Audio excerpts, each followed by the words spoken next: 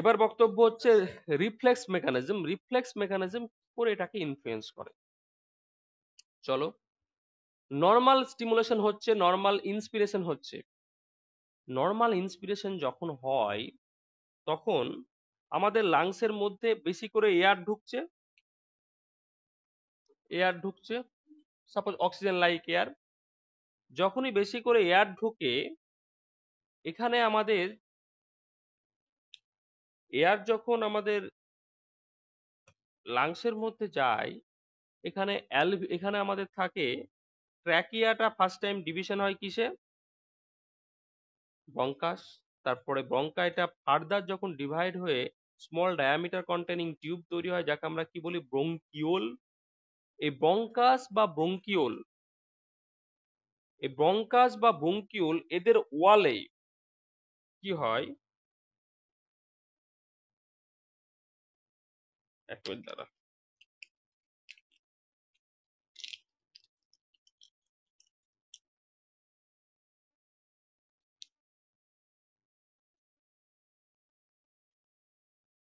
Bronchus বা bronchiole, আমি suppose এটাকে এখানে বড় করে করার চেষ্টা করছি। সাপোজ ধরছি এটা একটা ব্রঙ্কাস।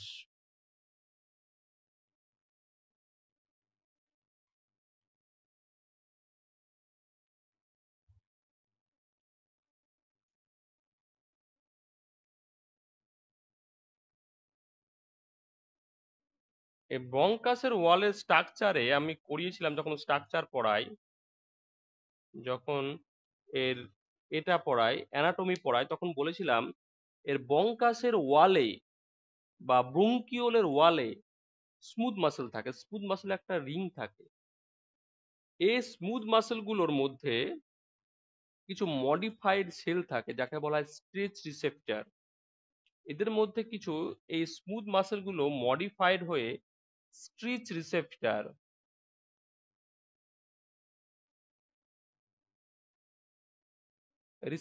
সেলে কনভার্ট হয়। এরা স্ট্রেচ রিসেপ্টর সেলে কনভার্ট হয়। এই স্ট্রেচ রিসেপ্টর লোকেটেড কোথায়? একটা হচ্ছে ব্রঙ্কাস আর ব্রঙ্কিওলের ওয়ালের স্মুথ মাসেল, আর একটা হচ্ছে এখানে যে ভিসেরাল লেয়ার থাকে, এই ভিসেরাল লেয়ার, এখানে দুটো লেয়ার থাকে, ভিসেরাল আর প্যারাইটাল। হ্যাঁ,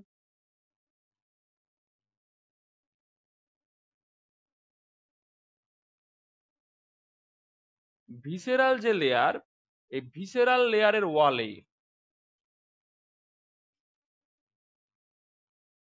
কিছু স্টিচ রিসেপ্টর থাকে।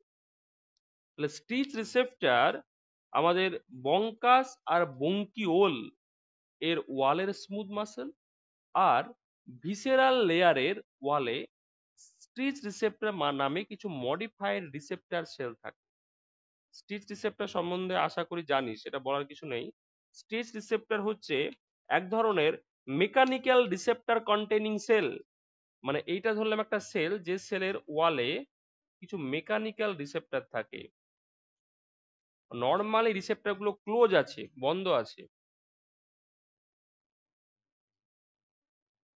কি হয়, যখন কোনো কারণে এই মাসেলগুলোকে স্ট্রিচ করা হয়, যদি কোনোভাবে এই মাসেলগুলোর উপর প্রেসার ক্রিয়েট করে তাকে স্টিচ করা হয়, যদি স্টিচ করা হয়, বড় করা হয় টেনে, তাহলে কি হবে, এদের যে চ্যানেলগুলো, এগুলো চ্যানেলের মধ্যে ডিসটেন্সটা বেড়ে যায়। যদি মাসেল সেলটাকে স্টিচ করা হয় এভাবে, তাহলে এই চ্যানেলটা খুলে যায়, ওপেন হয়। চ্যানেলটাকে বলা হয় mechano receptor channel. Mechanical force যখন অ্যাপ্লাই করা হয়, due to presence of mechanical force, এই মেকানো রিসেপ্টর চ্যানেলটা ওপেন হয়, এবং তখন কি হয়, বাইরে থেকে পজিটিভ চার্জ, বিশেষ করে Na+ এন্টারিং হয়। Na+ এন্টারিং এর সঙ্গে সঙ্গে ভেতরে থ্রেশহোল্ড লেভেল পৌঁছায়, এবং তাদের মধ্যে অ্যাকশন পোটেনশিয়াল ক্রিয়েট হয়, এবং এরা হচ্ছে নিউরোট্রান্সমিটার কন্টেনিং সেল। এখান থেকে যখনই ডিপোলারাইজেশন ক্রিয়েট হয়, সঙ্গে সঙ্গে এখান থেকে আমার নিউরোট্রান্সমিটার রিলিজ হতে শুরু করে। এখান থেকে নিউরোট্রান্সমিটার রিলিজ হতে শুরু করে এখান থেকে নিউরোট্রান্সমিটার রিলিজ হতে শুরু করে, যার টার্মিনাল রিজিয়নে থাকে নার্ভ এন্ডিং, এর সঙ্গে যুক্ত থাকে নার্ভ। এই নার্ভগুলো কি করে, এখান থেকে স্টিমুলাসটা নিয়ে চলে যায়। তাহলে স্ট্রিচ রিসেপ্টর হচ্ছে one type of mechano receptor containing cell. এরা মেকানিক্যাল ফোর্স তাকে সেন্স করতে পারে। এরা কোথায় থাকে? এরা থাকে আমাদের বঙ্কাস আর বঙ্কিওল এর ওয়ালের স্মুথ মাসেল আর ভিসেরাল লেয়ারে। তাহলে বক্তব্য এরা কখন অ্যাক্টিভেট হবে? যখন এরা স্টিচ হবে একমাত্র তখনই স্টিচ হওয়ার সম্ভাবনা মানে কখন? During inspiration. ডিউরিং ইন্সপিরেশন এর মধ্যে এয়ার ঢোকে, এর মধ্যে এয়ার ঢোকে। যখনই ডিউরিং ইন্সপিরেশন এর মধ্যে এয়ার ঢুকবে তখনই এই এয়ার কি করবে? এর ওয়ালে প্রেসার ক্রিয়েট করার চেষ্টা করবে। আবার বঙ্কাসের ওয়ালেও প্রেসার ক্রিয়েট করার চেষ্টা করবে। তাহলে যখন ইন্সপিরেশন শুরু হবে তখন কি ওয়াল, আমি ধরলাম সাপোজ একটা ধরে নে আমার এই লাংসের মধ্যে ভলিউম হচ্ছে ধরলাম সাপোজ 100, ভালো করে বোঝ, লাংসের মধ্যে ভলিউম সাপোজ ধরলাম 100 সিসি। যখন সবে ইন্সপিরেশন শুরু হয় তখন এয়ার ঢুকবে কত? 10, 20, 30, 40, 50, 60, 70 এভাবে আস্তে আস্তে বাড়বে। যখন 10, 20, 30 এয়ার ঢুকবে সেই এয়ার কি এখানে স্টেজ রিসেপ্টরকে অ্যাক্টিভেট করতে পারবে? সম্ভব না। যখনই এর মধ্যে এয়ারটা 100 আপ হয়ে যাবে, মানে যখন ইন্সপিরেশন পুরো কমপ্লিট, লাস্ট পয়েন্ট অফ যখন ইন্সপিরেশন শেষ হলো, পুরোপুরি ইন্সপিরেশন শেষ এখনো হয়নি, যখন ইন্সপিরেশন পুরো কমপ্লিট হয়ে গেছে মানে যখন আমার এটা লাংসের মধ্যে এয়ার পুরো ভর্তি ফুলফিল হয়ে গেছে, তখনই তো এর এর ওয়ালে প্রেসার ক্রিয়েট করবে এবং একমাত্র তখনই ইন্সপিরেশন, তখনই স্টেজ রিসেপ্টর অ্যাক্টিভেট হয়। তাহলে স্টেজ রিসেপ্টর অ্যাক্টিভেট কখন হবে? যখন আমার এটা ইন্সপিরেশনটা কমপ্লিট হবে তখন। কিন্তু এখনো ইন্সপিরেশন শেষ হয়নি, ইন্সপিরেশন লাস্ট পয়েন্টে। যখনই স্টেজ রিসেপ্টর অ্যাক্টিভেট হবে তার মানে হচ্ছে আমার লাংস এই স্টেজ রিসেপ্টর তোমাকে এই স্টিমুলাসটা দেবে যে আমার লাংসের মধ্যে ভলিউম পুরো ফুলফিল হয়ে গেছে, এরপরে আর এয়ার নেওয়া যাবে না। এরপরে যদি এয়ার নিই তাহলে আমার লাংসের মধ্যে র্যাপচার হতে পারে, ব্লাড ভেসেল ছিঁড়ে যেতে পারে। তাহলে যখনই আমার এখানে এয়ারটা ম্যাক্সিমাম লেভেলে এয়ার ঢুকে গেল ডিউরিং ইন্সপিরেশন, তখন কি হবে? এখান থেকে একটা নেগেটিভ স্টিমুলাস ট্রান্সমিটেড হবে। সেই নেগেটিভ স্টিমুলাসটা তৈরি করবে কে? Stage receptor. এবং স্টেজ রিসেপ্টর থেকে স্টিমুলাসটা এরপরে সাপ্লাই হবে কোথায়? এখান থেকে স্টিমুলাসটা, এখান থেকে স্টিমুলাসটা এই স্টেজ রিসেপ্টর থেকে স্টিমুলাসটা নিয়ে আসবে কে? Afferent vagal nerve. এখান থেকে স্টিমুলাসটা নিয়ে আসবে কে? স্টিমুলাসটা নিয়ে আসবে afferent vagal nerve. Afferent vagal nerve, cranial nerve 10। এই স্টিমুলাসটা নিয়ে এসে এবার স্টিমুলাস দেবে কোথায়?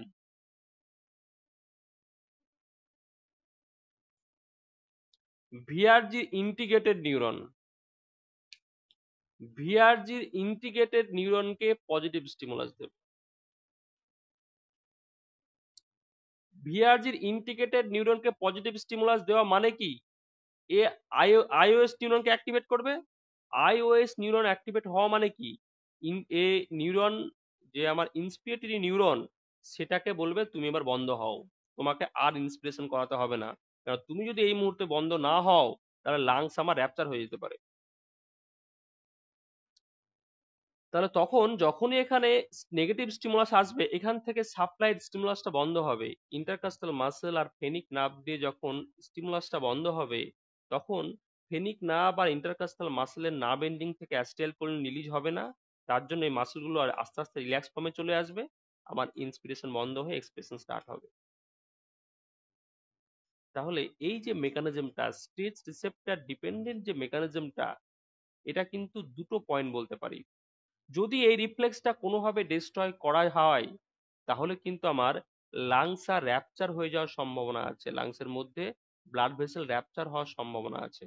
কারণ এখানে কন্টিনিউ এয়ারটা এখানে অ্যাকসেপ্ট করতে শুরু করবে এবং লাংসের ভলিউম কন্টিনিউ বাড়তে শুরু করবে। তাহলে এই যে মেকানিজমটা, এটা একটা প্রোটেক্টিং মেকানিজম। এক নম্বর কথা, এটা একটা প্রোটেক্টিং মেকানিজম, এটা লাংসের একটা প্রোটেক্টিভ একটা পাওয়ার ক্রিয়েট করে। দু নম্বর কথা হচ্ছে এই স্টিমুলাসটা যখনই আসে তখনই আমার ইন্সপিরেশন স্টিমুলাসটা টার্মিনেট হয়। তাহলে আমার যে ইন্সপিরেশন স্টিমুলেশনটা টার্মিনেট করার জন্য যে স্টিমুলাসটা দরকার সেটা হচ্ছে এই মেকানিজম স্টিমুলাস। এই যে মেকানিজম, এই মেকানিজমটাকে আমরা বলি রিফ্লেক্স মেকানিজম। এই যে রিফ্লেক্স, এই রিফ্লেক্সটাকেই আমরা তাহলে যে আমরা নর্মাল রিফ্লেক্স মানে কি বুঝি? নর্মাল রিফ্লেক্স মানে আমরা এইটা বুঝি, প্রতিটা রিফ্লেক্স এর পাঁচখানা পার্ট থাকে রিফ্লেক্স আর্কের। একটা হয় রিসেপ্টর, একটা অ্যাফারেন্ট নার্ভ, একটা সেন্টার, ইফারেন্ট নার্ভ, আর হচ্ছে ইফেক্টর। তো এটাকে যদি আমরা এই মেকানিজমটা যদি আমরা রিফ্লেক্স বলি, আমাকে দেখতে হবে আদৌ কি এর রিফ্লেক্স আর্কে পাঁচটা পয়েন্ট আছে, তবে তো এটাকে রিফ্লেক্স হিসেবে ডিনোটেট করতে পারবো। এবার দেখি তো, আমার এখানে যদি দেখি, খেয়াল কর, এই রিফ্লেক্সের ক্ষেত্রে আমার রিসেপ্টর কে? Stage receptor cell located on bronchus and bronchial wall and visceral wall. Okay, তাহলে আমার স্টেজ রিসেপ্টর সেলটা হচ্ছে এই রিফ্লেক্সের ক্ষেত্রে রিসেপ্টর। এই রিফ্লেক্সের ক্ষেত্রে অ্যাফারেন্ট নার্ভ কি? Afferent vagal nerve. ভেগাল খালি নার্ভ বললে হবে না, ভেগাস দু ধরনের হতে পারে। এটা বলতে হবে অ্যাফারেন্ট ভেগাল, অ্যাফারেন্ট ভেগাল। তাহলে অ্যাফারেন্ট ভেগাল এটা হচ্ছে আমার অ্যাফারেন্ট নার্ভ। এই নার্ভটা নিয়ে আসে স্টিমুলাস কোথায়? সেন্টার। তাহলে সেন্টার কে?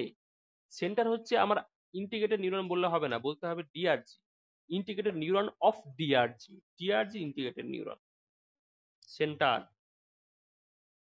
তারা আমার রিসেপ্টর হলো, আমার অ্যাফারেন্ট নার্ভ হলো, আমার সেন্টার হলো। ইফারেন্ট নার্ভ কে? ইফারেন্ট নার্ভ হচ্ছে এই তো ইন্টারকাস্টাল নার্ভ আর ফেনিক নার্ভ, এরা হচ্ছে ইফারেন্ট নার্ভ। আমার ইফেক্টর কে? ইফেক্টর হচ্ছে ফেনিক, এই ডায়াফ্রাম আর ইন্টারনাল ইন্টারকাস্টাল মাসেল। তাহলে আমার এই রিফ্লেক্স মেকানিজমের পাঁচখানা আর্ক থাকে। তাহলে এই রিফ্লেক্স, তাহলে এটা একটা রিফ্লেক্স মেকানিজম বলতে পারি। এবার যে কোনো রিফ্লেক্স মেকানিজমকে আমরা ডিনোটেট করি দুটো পয়েন্ট দিয়ে, কি স্টিমুলাস দিলাম আর কি রেসপন্স হলো, তার রেসপেক্টে আমরা যে কোনো রিফ্লেক্সকে আইডেন্টিফাই করি। তাহলে এই রিফ্লেক্সের ক্ষেত্রে স্টিমুলাস কি? স্টিমুলাস হচ্ছে হাইপার ভেন্টিলেশন। যদি কোনোভাবে হাইপার ভেন্টিলেশন হয় ডিউরিং ইন্সপিরেশনে যখন হাইপার ভেন্টিলেশন হয়, মানে যখন এই লাংসের মধ্যে বেশি করে এয়ার ঢুকে যায়, এন্টারিং হয়, তখন কি হয়? আমার স্টেজ রিসেপ্টর অ্যাক্টিভেট হয়। তো এখানে স্টিমুলাসটা কি? হাইপার ভেন্টিলেশন, বা এর মধ্যে দিয়ে যখন এয়ার, মোর অ্যামাউন্ট এয়ার যখন এন্টারিং হয় ইন কি বলে আমার লাংসের মধ্যে যদি মোর অ্যামাউন্ট এয়ার যখন এন্টারিং হয়, after more amount air entering in lungs or during hyper ventilation, এইটা হচ্ছে আমার স্টিমুলাস। তাহলে ডিউরিং হাইপার ভেন্টিলেশন এটা যদি স্টিমুলাস হয়, তাহলে আমার রেসপন্সটা কি? রেসপন্স হচ্ছে আমার এক্সটার্নাল ইন্টারকাস্টাল মাসেল আর ডায়াফ্রামের রিল্যাক্সেশন। এটা হচ্ছে আমার রেসপন্স। তাহলে ডায়াফ্রামের রিল্যাক্সেশন আর ইন্টারনাল ইন্টারকাস্টাল মাসেলের যখন রিল্যাক্সেশন হয়, তখন কি হয়?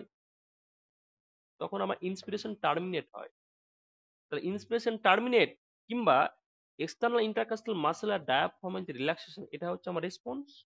তাহলে বলতে পারি আমার hyper ventilation, after hyper ventilation or air filling in air filling, totally air filling on lungs বা pulmonary alveoli, then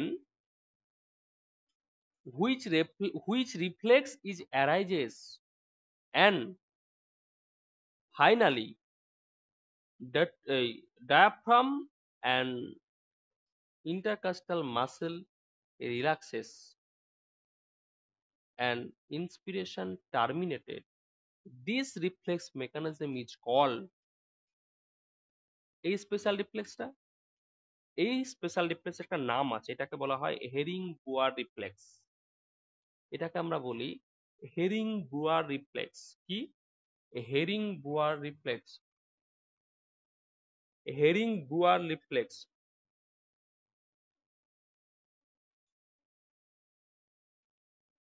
তাহলে আমি কি বললাম, যে কোনো রিফ্লেক্সকে আমরা যখনই টার্মিনেট করি বা আইডেন্টিফাই করি, আমরা দুটো পয়েন্টের রেসপেক্টে কোনো রিফ্লেক্সকে আইডেন্টিফাই করি।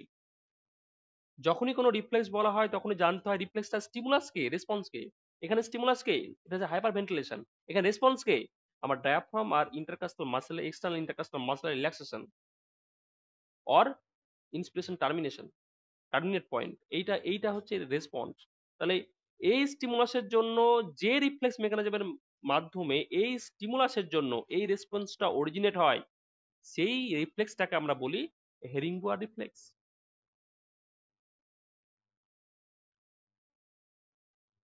ওকে, এই হেরিংবোয়া রিফ্লেক্সটা হচ্ছে one type of reflex control mechanism. এটা নর্মাল রেসপিরেশনের ক্ষেত্রে আমাদের সব সময় এই হেরিংবোয়া রিফ্লেক্সটা কাজ করে। তাহলে হেরিংবোয়া রিফ্লেক্সটা সম্বন্ধে কারো কোনো কনফিউশন আছে কি বল?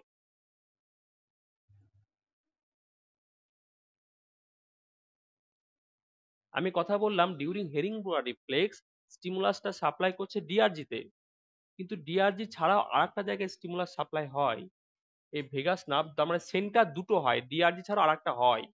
আরেকটা কে? অ্যাপোনেস্টিক সেন্টার। অ্যাপোনেস্টিক সেন্টার থাকে কোথায়? পন্টেনে থাকে। লোয়ার লোয়ার পন্টেনে কি থাকে? অ্যাপোনেস্টিক সেন্টার, এপিসি। এখানে স্টিমুলাস যায়, এবং এখানে যে স্টিমুলাসটা যায় সেটা কিন্তু মনে রাখবে এটা নেগেটিভ। এটা কিন্তু নেগেটিভ স্টিমুলাস যায়। মানে এখান থেকে যে নিউরো ট্রান্সমিটারটা রিলিজ হয়, সে এখানকার রিসেপ্টরের রেসপেক্টে এখানে নেগেটিভ স্টিমুলাস দেয়, এখানে পজিটিভ স্টিমুলাস দেয়। যখন এপিসি কে, যখন এপিসি নর্মালি কি করে, এপিসি তো নর্মালি এই আইএন কে ইনহিবিট করে নাকি রে? এপিসি তো নর্মালি এটাকে ইনহিবিট করে।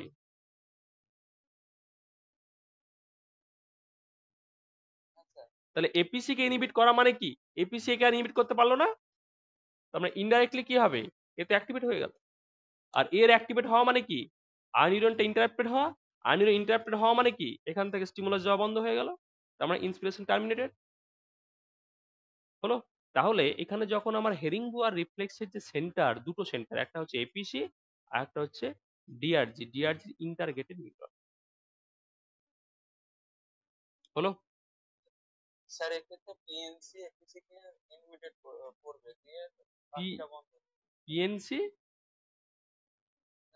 স্যার এপিসি কে কি ইনহিবিটেড করতে ওই জায়গাটা? ভেগাস, ভেগাস করছে, ভেগাস এই এই ভেগাল স্টিমুলেশন যাচ্ছে, অ্যাফারেন্ট, অ্যাফারেন্ট স্টিমুলাস এপিসি তে যায় আর ইন্টিগ্রেটেড নিউরনে যায়। এপিসি তে গিয়ে নেগেটিভ স্টিমুলাস দেয় আর এখানে এখানে দেয় পজিটিভ স্টিমুলাস। ওকে, এই হচ্ছে আমার হেরিং, এই হচ্ছে হেরিংবোয়া রিফ্লেক্স। তার হেরিংবোয়া রিফ্লেক্সের ক্ষেত্রে আমার, আমি কি বললাম, রিসেপ্টরটাকে স্পিচ রিসেপ্টর সেল ইন কি এর নাম, bronchus and bronchiole smooth muscle and visceral wall, presence on visceral ওয়াল।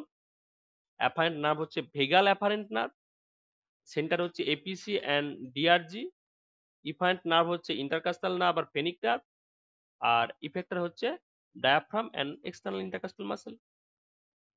এটা ছকে চলে যাবে, তারপর আমার ডেসক্রাইবটা চলে আসবে। এটা হচ্ছে হেরিংবোয়া রিফ্লেক্স।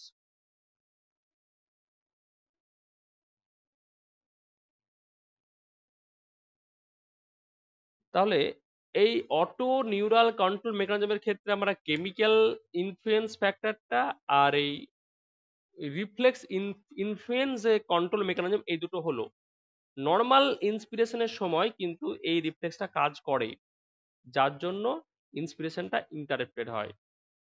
আর কেমিক্যাল স্টিমুলাসের ক্ষেত্রে আমরা কি জানি, কেমিক্যাল ইনফ্লুয়েন্সের ক্ষেত্রে আমার ইন্সপিরেশন রেটটা বাড়ে, ডিপ ইন্সপিরেশন তৈরি হয়।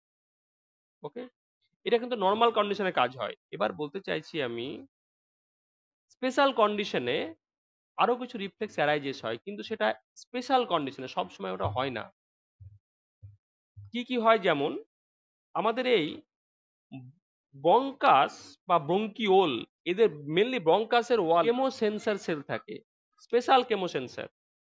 কি কেমো সেন্সার?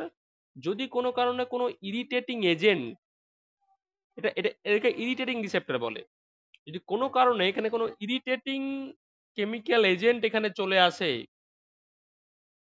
সঙ্গে সঙ্গে এই রিসেপ্টর অ্যাক্টিভেট হয়। এখান থেকে ইম্পালস সেম ভাবে ভেগাল অ্যাফারেন্টের থ্রু দিয়ে এখানে যায়, এখানে গিয়ে একইভাবে আমার ইন্সপিরেশন স্টপ হয়ে যায় বা ইন্সপিরেশন কমে যায়, এক্সপ্রেশন স্টার্ট হয়। এবং এই ধরনের যে রিফ্লেক্স, সেক্ষেত্রে আমাদের যে হাঁচি কাশি ওগুলো স্টার্ট হয়। এটা হচ্ছে ইরিটেটিং কোনো প্রেজেন্সে, ইরিটেটিং কোনো মলিকুলার প্রেজেন্স, সেটা কিন্তু সবসময় হয় না। আগেই বললাম স্পেশাল কন্ডিশনে যদি কোনো ইরিটেটিং এজেন্ট ঢোকে একমাত্র তখনই, আদারওয়াইজ হয় না।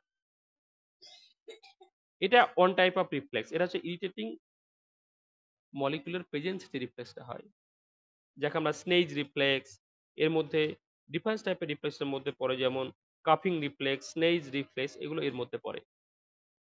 আমার মিউকাস, এই সমস্ত মেটেরিয়াল গুলো হচ্ছে আমার ইরিটেটিং এজেন্ট মলিকুল। ওকে, আরেক ধরনের রিফ্লেক্স হয়, সেটা হচ্ছে আমাদের এখানে যে প্লুরা ছিল, প্লুরা মনে পড়ছে? ভিসেরাল আর প্যারাইটাল লেয়ারের মাঝের স্পেসটাকে আমরা বলি ইন্ট্রাপ্লুরাল স্পেস। ইন্ট্রাপ্লুরাল স্পেস, এখানে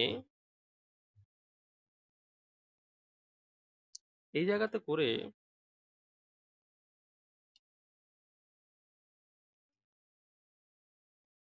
নর্মালি কি হয়, ধরলাম এটা একটা অ্যালভিওলাই, হ্যাঁ সাপোজ ধরছি এটা একটা অ্যালভিওলাই, অ্যালভিওলাইকে ঘিরে থাকে আমার কি,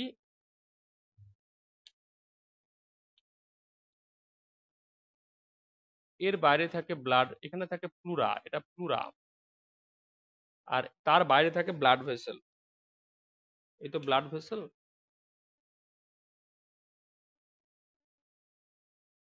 ব্লাড যাচ্ছে। ইন্ট্রাপ্লুরাল স্পেসে অনেক সময় ফ্লুইড জমে যায়, মিউকাস জমে যায় বা ফ্লুইড জমে যায়। যখন এখানে এই ব্লাড ভেসেল লেয়ারে এখানে কিছু রিসেপ্টর থাকে, যাকে বলা হয় জে রিসেপ্টর। যদি কোনো কারণে ইন্ট্রাপ্লুরাল স্পেসে ফ্লুইড লাইক কোনো কিছু মেটেরিয়াল এখানে ডিপোজিট করে, জমে যায়, তাহলে এই ক্যাপিলারি ওয়ালে থাকা যে রিসেপ্টর গুলো, যে রিসেপ্টর গুলো অ্যাক্টিভেট হয়, ক্যাপিলারি ওয়ালে থাকা যে রিসেপ্টর গুলো যখনই অ্যাক্টিভেট হয়, এখান থেকে স্টিমুলার টার্মিনেট হয়, এখান থেকে স্টিমুলাসটা চলে যায় কোথায়, একইভাবে ভেগাস নার্ভের থ্রু দিয়ে ইন্টিগ্রেটেড নিউরনে। এবং এরাও কি করে, এই দুটো নার্ভের, এই দুটো মাসেলের অ্যাক্টিভিটি রিডিউস করে ইন্সপিরেশনকে টার্মিনেট করে। এই ধরনের যে রিফ্লেক্স তাকে বলা হয় জে রিসেপ্টর রিফ্লেক্স। যে রিসেপ্টর কোথায় থাকে, যে রিসেপ্টর থাকে ক্যাপিলারি ওয়ালে। কার ক্যাপিলারি ওয়ালে? আমার প্লুরাল ক্যাপিলারি ওয়ালে। প্লুরার সাইডে যে ক্যাপিলারি থাকে, সেই ক্যাপিলারি ওয়ালে থাকে আমার যে রিসেপ্টর। ইন্টারপ্লুরাল স্পেসে যদি কোনোভাবে ফ্লুইড বা আদার্স কিছু ডিপোজিট করে, যাকে আমরা বলি নিউমোনিয়া বা টিবি, নিউমোনিয়া বা টিবি যখন হয়, সেই কন্ডিশনে কি হয়, যে রিসেপ্টর অ্যাক্টিভেট হয় এবং তার জন্য আমার ইন্সপিরেশনটা কমে যায়। ইন্সপিরেশনের অ্যাকচুয়ালি এটা ডিপ ইন্সপিরেশনটা হয় না, এক্ষেত্রে আমার এখানে শ্যালো ইন্সপিরেশন হয়। শ্যালো ইন্সপিরেশন হওয়ার জন্য আমার এয়ার, এয়ারটা ইনহেলটা খুব কম পরিমাণে হয়। এয়ার ইনহেলটা কম হওয়ার জন্য আমাদের বডির মধ্যে অক্সিজেন কনজাম্পশন করে যায়। অক্সিজেন কনজাম্পশন কমার জন্য কি হয়, হিমোগ্লোবিনের স্যাচুরেশন হয় না। তার জন্য প্রতিটা বডির সেলের মধ্যে আমার অক্সিজেন সাপ্লাইটা রিডিউস হয়। ওকে, ওইটা হচ্ছে কখন হয়, ডিউরিং টিবি কন্ডিশন বা যখন আমার নিউমোনিয়া কন্ডিশন হয়, তখন তখন ডিফারেন্স টাইপের প্রবলেমগুলো বডিতে ক্রিয়েট হয়। তাহলে আমার এখানে যেটা বললাম, রিফ্লেক্সের ক্ষেত্রে হেরিং বোয়া রিফ্লেক্সটা নর্মালি কাজ করে। হেরিং বোয়া রিফ্লেক্স ছাড়াও আদার্স কিছু রিফ্লেক্স কাজ করে, যেগুলো স্পেশাল কন্ডিশনে। নর্মাল বডিতে আমার এখানে ফ্লুইড ডিপোজিট নাই করতে পারে, সেক্ষেত্রে আমার যে রিসেপ্টর রিফ্লেক্স কাজ করবে না। আমার কোনো ইরিটেটিং এজেন্ট বডিতে ঢোকেইনি, সেক্ষেত্রে আমার ইরিটেটিং রিফ্লেক্স কাজ করবেই না। কিন্তু নর্মাল যখন যখন কোয়াইট রেসপিরেশন হয়, তখন কিন্তু হেরিং বোয়া রিফ্লেক্সটা কাজ করে। নর্মাল যে কোয়াইট রেসপিরেশন, সেটাকে কন্ট্রোল করতে মেনলি দুখানা মেকানিজম প্যারালালি কাজ করে। একটা হচ্ছে হেরিংবোয়া রিফ্লেক্স যাকে বলা হয় ইনহিবিটরি রিফ্লেক্স, আর একটা হয় এক্সাইটেটরি রিফ্লেক্স, সে হচ্ছে কেমিক্যাল রিফ্লেক্স। এই কেমিক্যাল রিফ্লেক্স আর এই হেরিংবোয়া রিফ্লেক্স এই দুটো এই সরি কেমিক্যাল ইনফ্লুয়েন্সিং মেকানিজম আর হেরিংবোয়া রিফ্লেক্স ইনফ্লুয়েন্সিং মেকানিজম, এই দুটো মেকানিজমের কাউন্টার অ্যাক্টিভিটির জন্যই নর্মাল ব্রিদিংটা আমার মেনটেন হয়, যে নর্মাল ব্রিদিং রেটটা হয় আমার পার মিনিটে 12। ওকে, এটুকু ক্লিয়ার কি? দেখ, সেন্ট্রাল নার্ভাস সিস্টেম যে সেন্টারের থ্রু দিয়ে আমার এই অটো নিউরাল কন্ট্রোল মেকানিজমটাকে ইনফ্লুয়েন্স করে, সেটা যে সেন্টারের থ্রু দিয়ে, সে সেন্টারটা হচ্ছে নিউমোট্যাক্সিক সেন্টার। সেটা হচ্ছে pneumotaxic centre located on upper pons. Upper পন্সে যে নিউমোট্যাক্সিক সেন্টার থাকে সেই সেন্টারের থ্রু দিয়ে হায়ার সেন্টার এটাকে কন্ট্রোল করে। হায়ার সেন্টার দুটো ওয়েতে পিএনসি কে কন্ট্রোল করতে পারে। আগে বলি পিএনসি কে কি করে, এরা অ্যাক্টিভেট করে। সব সময় হায়ার সেন্টার কি করে, পিএনসি কে অ্যাক্টিভেট করে। হায়ার সেন্টার যখনই পিএনসি কে অ্যাক্টিভেট করে, পিএনসি কি করে, আমরা পিএনসি এর ফাংশন কি জানি? পিএনসি এর ফাংশন হচ্ছে পিএনসি সব সময় অ্যাপনিস্টিক সেন্টারকে ইনহিবিট করে।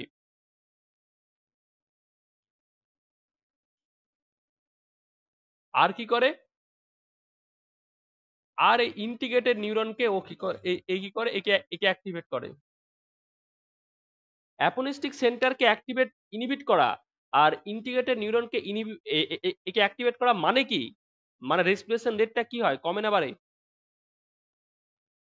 আমরা বলেছিলাম পিএনসির অ্যাক্টিভেশনের সঙ্গে আমার ইন্সপিরেটরি নিউরনের বা রেসপিরেটরি রেটের সম্পর্কটা কেমন? Directly proportional. এই যদি কোনোভাবে অ্যাক্টিভেট হয়, খেয়াল কর, এপিসি থেকে কোনো নেগেটিভ স্টিমুলাস আসবে না। ইন্টিগ্রেটেড নিউরন যখন অ্যাক্টিভেট হবে, আইওএস মোড অ্যাক্টিভেট হবে, সঙ্গে সঙ্গে এরা আই নিউরনকে ইনহিবিট করবে। তার মানে ইন্সপিরেশন টাইম ডিউরেশনটা 2 সেকেন্ডটা কমে যাবে। তার মানে 2 সেকেন্ডটা কমলে কি হবে, আমাদের 5 সেকেন্ডের যে রিদিম সাইকেল ছিল সেটা কমে হয়তো 4 সেকেন্ড 3 সেকেন্ড হয়ে গেল। তার মানে আমার পার মিনিটে রিদিম কি হবে, রেট বাড়বে। তাহলে আমার রেসপিরেটরি রেটটা বাড়বে। হায়ার সেন্টার যখন স্টিমুলাস দেবে তখন আমার রেসপিরেশন রেটটা বাড়ে। এই রেটটা এবার হায়ার সেন্টারের স্টিমুলাস আবার দুটো ওয়েতেও হতে পারে। এরা ভলান্টারি ইনভলান্টারি দুই ধরনের স্টিমুলাসই দেয়। ইনভলান্টারি স্টিমুলাস কখন আসে, সেটা আসে লিম্বিক সিস্টেম থেকে। লিম্বিক সিস্টেম থেকে যে স্টিমুলাসটা সাপ্লাই হয়, এখানে বললাম দুটো জায়গা থেকে আসতে পারে। একটা হচ্ছে লিম্বিক সিস্টেম, বলতে চাচ্ছি হায়ার সেন্টার থেকে যে স্টিমুলাসটা সেটা দুটো জায়গা থেকে আসতে পারে। লিম্বিক সিস্টেম,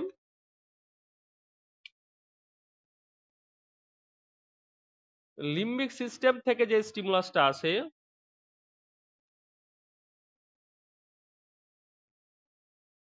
সেই স্টিমুলাসটা কি হয়, সবসময় পিএনসি কে অ্যাক্টিভেট করে। পিএনসি কে অ্যাক্টিভেট করার জন্য আমার ইন্সপিরেটরি রেটটা বাড়ে, এই আমার রেসপিরেটরি রিদিমটা বাড়ে।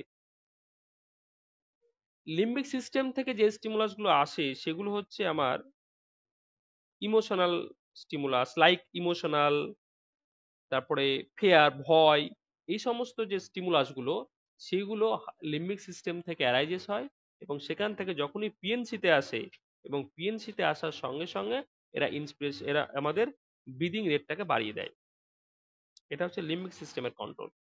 আর একটা হায়ার সেন্টার আসে, সেটা হচ্ছে আমার এই লিম্বিক সিস্টেমের যে স্টিমুলাস সেটাও কিন্তু ইনভলান্টারি কন্ট্রোল। তাহলে হায়ার সেন্টার থেকে বললাম দুখানা স্টিমুলাস আছে, একটা হচ্ছে ইনভলান্টারি, একটা ভলান্টারি। ভলান্টারি যেটা আসে সেটা হচ্ছে আমার সেরিব্রাল কর্টেক্স থেকে, সেরিব্রাল কর্টেক্সের ফ্রন্টাল রিজিয়ন থেকে। সেখান থেকে আসে আমার ভলান্টারি। ভলান্টারি স্টিমুলাসের মধ্যে কারা পড়ে? ভলান্টারি ভলান্টারি স্টিমুলাসের মধ্যে কারা পড়ে? যেমন সুইমিং, সিঙ্গিং। যখন গান করা হয় তখন কিন্তু আমাদের এই শ্বাসটা, আমাদের এই কোনো সময় আমরা নিজের ইচ্ছাকৃতভাবে ইন্সপিরেশনের টাইম ডিউরেশনটাকে প্রলং করি, কোনো সময় ওটাকে শর্টনেস করা হয়। এটা কিন্তু পুরোপুরি ভলান্টারি। এটা সিঙ্গিং এর সময়, কথা বলার সময়, আবার ইচ্ছাকৃতভাবে আমরা আমাদের রেসপিরেশনটাকে হোল্ড করতে পারি। আমরা হঠাৎ করে নিঃশ্বাস, আমাদের হয়তো শ্বাস নেওয়াটাকে বন্ধ করে দিলাম, আমরা হয়তো 1 মিনিট ওটাকে স্টপ করে দেখলাম যে কতটা স্টপ করতে পারি। এগুলো সব কিন্তু আমাদের ভলান্টারি কন্ট্রোল মেকানিজম। তাহলে আমাদের হায়ার সেন্টার থেকে আরেকটা কন্ট্রোল মেকানিজম কাজ করে, সে হচ্ছে ভলান্টারি কন্ট্রোল মেকানিজম। তার মধ্যে কোনগুলো পড়ে? লাইক সিঙ্গিং, সুইমিং, তারপরে হচ্ছে আমাদের ব্রিথ হোল্ডিং, এই সমস্ত যে ফাংশন গুলো, সেই ফাংশন গুলো ভলান্টারি মেকানিজমের মধ্যে পড়ে। ওকে, তাহলে হায়ার সেন্টার ইনফ্লুয়েন্স মেকানিজমের মধ্যে দুই ধরনের মেকানিজম কাজ করে, একটা হচ্ছে ইনভলান্টারি, একটা ভলান্টারি। ইনভলান্টারির মধ্যে আছে লিম্বিক সিস্টেম ডিপেন্ডেন্ট যে হায়ার সেন্টার ইনফ্লুয়েন্স মেকানিজম, সেটা টোটালি হচ্ছে ইনভলান্টারি মেকানিজম। কখন হয়? Like emotional condition, fear condition, etc. আর যখন আমার ভলান্টারি কন্ডিশন আছে তখন কি হয়? ভলান্টারি কন্ডিশনের ক্ষেত্রে হয় এটা টোটালি আমার সেরিব্রাল কর্টেক্সের ফ্রন্টাল রিজিয়ন দিয়ে কন্ট্রোল হয়। আর এটা কোন কন্ডিশনে এটা হয়? এটা কন্ডিশনটা হচ্ছে আমার যখন সিঙ্গিং, কিংবা আমার যখন হচ্ছে ব্রিথ হোল্ডিং, কিংবা টকিং, এই সমস্ত কন্ডিশনগুলোতে আমরা ভলান্টারি যে স্টিমুলাসটা অ্যারাইজ হয়। এইটা হচ্ছে হায়ার সেন্টার ইনভলভমেন্ট। তাহলে হায়ার সেন্টার ইনভলভমেন্ট বলার সময় আমার খালি তিনখানা কথা বলতে হবে, এখানে তিনটে পয়েন্ট। একটা হচ্ছে এটা কোন সেন্টার দিয়ে কন্ট্রোল হয়, এটা ভলান্টারি না ইনভলান্টারি, আর হচ্ছে কোন কোন কন্ডিশনে এগুলো অ্যাক্টিভেট হয়। ব্যাস, আর কিছু লাগবে না এখানে। এটা হচ্ছে higher center involvement. Partial carbon dioxide pressure কোনোভাবে বেড়ে গেল, হ্যাঁ,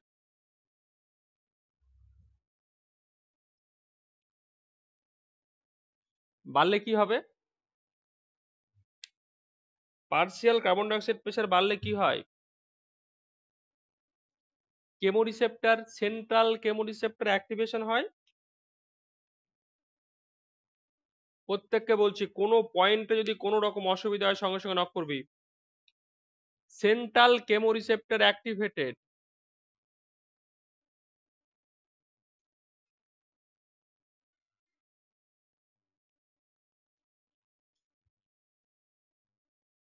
activate. Partial carbon dioxide pressure বাড়ার সঙ্গে সঙ্গে সেন্ট্রাল কেমোরিসেপ্টর অ্যাক্টিভেট হয়। এটুকু বুঝতে কারো অসুবিধা আছে? অসুবিধা নেই। সেন্ট্রাল কেমোরিসেপ্টর যখনই অ্যাক্টিভেট হয় সঙ্গে সঙ্গে কি হয়? এখান থেকে স্টিমুলাস যায় কোথায়? ভেন্ট্রাল রেসপিরেটরি সেন্টার, তাই তো, বা মেডুলারি সেন্টার। এখান থেকে যায়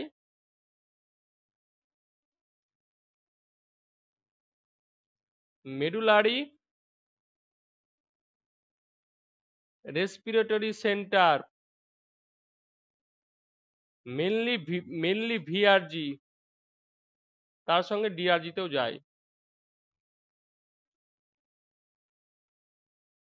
ওকে, তাহলে partial carbon dioxide pressure বাড়লো, সেন্ট্রাল কেমোরিসেপ্টর অ্যাক্টিভেট হলো। সেন্ট্রাল কেমোরিসেপ্টর অ্যাক্টিভেট হওয়ার সঙ্গে সঙ্গে মেডুলারি রেসপিরেটরি সেন্টার অ্যাক্টিভেশন। এই আবার বলছি, যখনই আমার partial carbon dioxide pressure বাড়ে, বাড়ার সঙ্গে সঙ্গে সেন্ট্রাল কেমোরিসেপ্টর অ্যাক্টিভেট হয়। সেন্ট্রাল কেমোরিসেপ্টর অ্যাক্টিভেট হওয়ার সঙ্গে সঙ্গে medullary respiratory centre mainly VRG activate হয়। ভিআরজি অ্যাক্টিভেট হওয়ার সঙ্গে সঙ্গে ইন্সপিরেটরি স্টিমুলাসের অ্যাম্প্লিটিউড কি হয়? বাড়ে। ইন্সপিরেটরি স্টিমুলাসের অ্যাম্প্লিটিউড যখনই বাড়ে তখন আমরা কি জানি? ডিপ রেসপিরেশন হয়, আর রেসপিরেশন রেটটা বাড়ে, ফাইনালি রেসপিরেটরি ভেন্টিলেশনটা বাড়ে, তাই তো? তাহলে পার্সিয়াল কার্বন ডাই অক্সাইড বাড়ার সঙ্গে সঙ্গে ভেন্টিলেশন রেটটা কি হচ্ছে? বাড়ছে।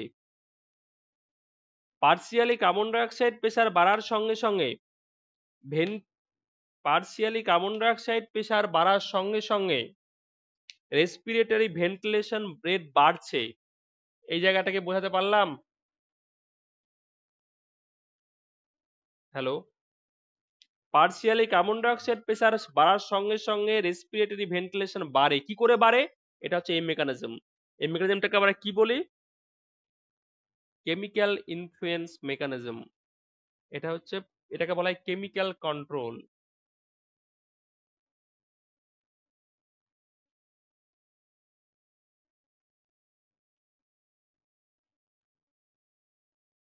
এটুকু কারো বুঝতে অসুবিধা আছে? এটুকু বুঝতে কারো অসুবিধা আশা করি নেই। না স্যার। এবার ভালো করে বোঝো। যখনই রেসপিরেটরি ভেন্টিলেশন বাড়লো, তার মানে কি আমার ইন্সপিরেটরি ভলিউম বাড়ছে। ইন্সপিরেটরি ভলিউম বাড়লে সঙ্গে সঙ্গে এখানে কি হবে বলতো, কে অ্যাক্টিভেট হবে এখানে? Stretch receptor activated. Stress receptor activation. Stretch receptor যখনই অ্যাক্টিভেশন হবে তখন কি হবে? অ্যাফারেন্ট স্টিমুলাস কি হবে? Transmitted. Afferent stimulus transmitted through ক্রিনিয়াল nerve 10, afferent ক্রিনিয়াল nerve 10। তার জন্য কি হবে? কি হবে রে? ইন্সপিরেটরি স্টিমুলাস কি হবে এখানে? ডিআরজি। ডিআরজির ইন্টিগ্রেটেড নিউরন কি হবে? Activate of integrated neuron. Activation of integrated neuron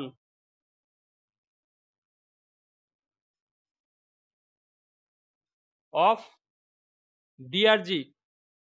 ডিআরজির integrated নিউরনটা অ্যাক্টিভেট হবে। তার জন্য কি হবে? ইন্সপিরেটরি স্টিমুলাস কি হবে রে?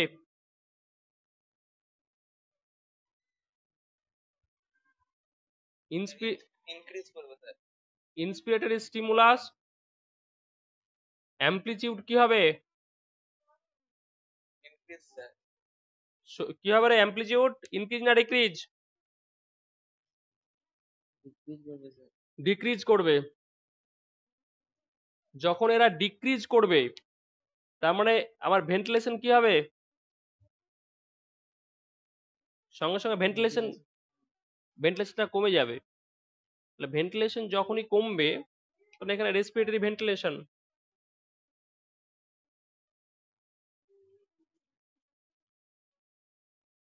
ভেন্টিলেশন কমছে। রেসপিরেটরি ভেন্টিলেশন যদি কমে তখন কি হবে? পার্শিয়াল কার্বন ডাইঅক্সাইড প্রেসার কি হবে? আবার বাড়বে। যদি আমার ভেন্টিলেশন রেসপিরেটরি ভেন্টিলেশন কমা মানে কি, যদি আমার বাইরে থেকে এয়ার, ভেতর থেকে এয়ার বাইরে বেরোতে না পারে তাহলে তো আবার কার্বন ডাইঅক্সাইড আস্তে আস্তে বাড়বে, কারণ আমার মেটাবলিক অ্যাক্টিভিটি তো বন্ধ হয় না, তাই না? হ্যালো, আমার যখনই আমার রেসপিরেটরি ভেন্টিলেশনটা কমবে সঙ্গে সঙ্গে পার্শিয়াল কার্বন ডাইঅক্সাইড আবার বাড়তে শুরু করবে। ওকে, এখানে এই যে মেকানিজমটা, এই রেসপিরেটরি ভেন্টিলেশন, এখানে রেসপিরেটরি ভেন্টিলেশন হাই থেকে রেসপিরেটরি ভেন্টিলেশন কম হলো, এই যে কানেকশন, এই কানেকশনটাকে আমরা কি বলি?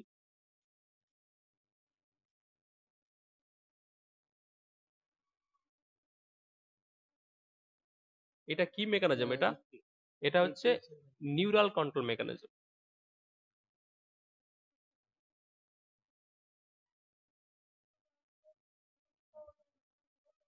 এটা মেনলি কোন রিফ্লেক্স? এটা হেরিংবোয়া রিফ্লেক্স। তাহলে নর্মালি হেরিংবোয়া রিফ্লেক্স আর এই কেমিক্যাল কন্ট্রোল এই দুটো প্যারালালি কাজ করে, এবং এই দুটো প্যারালালি কাজ করার জন্যই আমার কি হয়, নর্মাল রেসপিরেটরি রিদিমটা মেনটেন হয়। বুঝতে পারলাম? আর বাকি যে অ্যাডিশনাল অনেক কিছু বললাম আমি, হায়ার ব্রেনের ইনভলভমেন্ট, আমি আমি এখানে স্নেজিং রিফ্লেক্স বললাম, কপ রিফ্লেক্স বললাম, তার সঙ্গে বললাম যে রিসেপ্টর রিফ্লেক্স, ওগুলো কিন্তু কন্ডিশন ডিপেন্ডেন্ট। ইরিটেটিং রিফ্লেক্স ওগুলো কন্ডিশন ডিপেন্ডেন্ট, কিন্তু এগুলো সব সময় কাজ করে। তাহলে নর্মাল রেসপিরেটরি কন্ট্রোল মেকানিজম যে কেমিক্যাল আর নিউরাল কন্ট্রোল মেকানিজম দিয়ে কন্ট্রোল হয়, তার মধ্যে কেমিক্যাল কন্ট্রোল মেকানিজম বলতে আমরা এই মেকানিজমটাকে বুঝি, সেটা হচ্ছে central chemoreceptor dependent control mechanism. আর যেটা আমরা নিউরাল কন্ট্রোল মেকানিজম বলতে বুঝি সেটা হচ্ছে হেরিংবোয়া রিফ্লেক্স মেকানিজম। এই দুটো মেকানিজমের কাউন্টার দুটো কিন্তু অপোজিট কাজ।